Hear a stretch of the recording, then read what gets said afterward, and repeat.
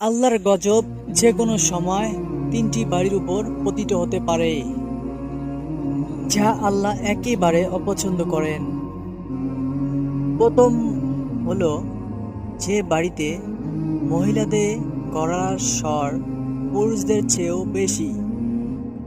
দ্বিতীয় বাড়িটি হলো যেখানে হারাম টাকা জমা হয়। তৃতীয় বাড়ি হলো যে বাড়িতে বাড়ির লোকজন অতিথিদের আসা অপছন্দ করে।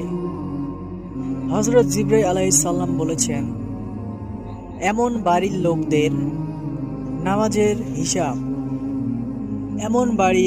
নামাজের হিসাব ফেরেশতারা লেখেন না, এবং আল্লাহ আমাদের এই গুনাহগুলো থেকে রক্ষা করুন। আমিন। আশা করি আমাদের আলোর পথ চ্যানেলটি ইসলামিক ভিডিও কেমন লেগেছে তা আমাদের জানাবেন কমেন্টে, এবং সাথে সাথে দিন প্রচারের মাধ্যমে ভিডিওটি শেয়ার করে দিবেন এবং একটি লাইক অবশ্যই করবেন, আর জানাবেন সাবস্ক্রাইব করে চ্যানেলটি আমাদের সঙ্গে থাকবেন।